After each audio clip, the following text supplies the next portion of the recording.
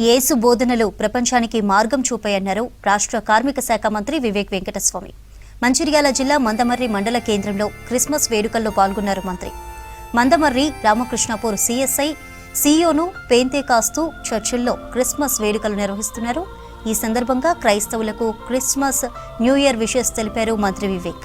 చెన్నూరు నియోజకవర్గంలో చర్చిల అభివృద్ధికి, క్రైస్తవ శ్మశాన వాటికల నిర్మాణానికి కృషి చేస్తానని హామీ ఇచ్చారు మంత్రి వివేక్.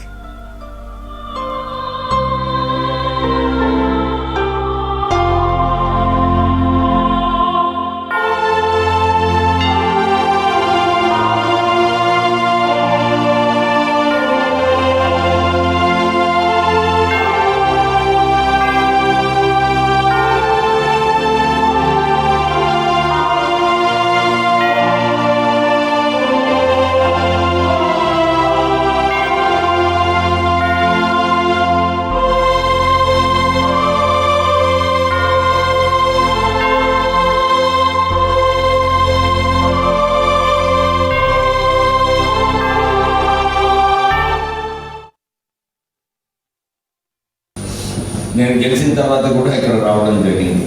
మన Christian community RKP Mandamarri Chennur నియోజకవర్గంలో మా కుటుంబానికి ఎప్పుడు కూడా మీరు సపోర్ట్ చేస్తూనే ఉన్నారు, సపోర్ట్ చేశారు. ఇంతకుముందు మా నాన్నగారిని మీరు గెలిపించారు, తర్వాత మా అన్నగారిని గెలిపించారు, నన్ను గెలిపించారు, ఇప్పుడు మొన్న మా కొడుకుని కూడా మీరు గెలిపించారు. అంటే మా కుటుంబం ఎప్పుడు కూడా ప్రజాసేవలోనే మా నాన్నగారు ఏదైతే నేర్పించినారో ప్రజలకు సేవ చేయాలి, ప్రజలకు సేవ చేసినప్పుడే బాగుంటుందని చెప్పి వారు చాలాసార్లు మాకు అదే నేర్పించడం జరిగింది. మా సిస్టర్స్ అందరూ కూడా సెంటెన్స్ సెకండరీలో చదువుకున్నారు క్రిస్టియన్ ఇన్స్టిట్యూషన్. వారు కూడా ఎవ్రీ క్రిస్మస్ రోజు కేక్ వాళ్ళ ఫ్రెండ్స్కి పంపించడము, వాళ్ళ దగ్గర పోయి క్రిస్మస్ కేక్ తినడము. ఇంకా మా వైఫ్ బెస్ట్ ఫ్రెండ్ ఏమో క్రిస్టియన్ సోదరి అనమాట. సో ఎవ్రీ క్రిస్మస్కి వాళ్ళ ఇంటికి డెఫినెట్లీ బిర్యానీ తినడానికి పోవాలన్నమాట. ఆమె వెజిటేరియనే కానీ మేమైతే పోయి బిర్యానీ తినడానికి వెళ్ళేవాళ్ళం. అంటే మా క్లోజ్నెస్ కమ్యూనిటీతో ఎంత ఉందో నేను జస్ట్ టెలింగ్. కల్చర్ వైజ్ కూడా ఏదైతే మంచి విషయాలు నేను చాలాసార్లు కూడా చూశాను. నేను చర్చ్కి పోయి బ్లెస్సింగ్స్ తీసుకున్నప్పుడు కొన్ని విషయాలలో మంచి లెసన్ నేను నేర్చుకున్నాను. ఆ లెసన్ ఏముందంటే ఏది ఏమైనా కానీ ఫర్గివ్నెస్ చేయాలి. ఎందుకంటే వారు తప్పు చేసినప్పుడు వారి పరిస్థితులు ఎట్లుంటేనో, వారు తెలియక తెలిసిన ఏదో బ్యాడ్ థింగ్స్ చేసినప్పటికీ కూడా మనకు గొప్ప మనసు ఉండాలి. మనకు గొప్ప మనసు ఉండి వారికి మనము ఫర్గివ్ చేస్తే బాగుంటుందని చెప్పి చాలాసార్లు నేను చదవడం జరిగింది.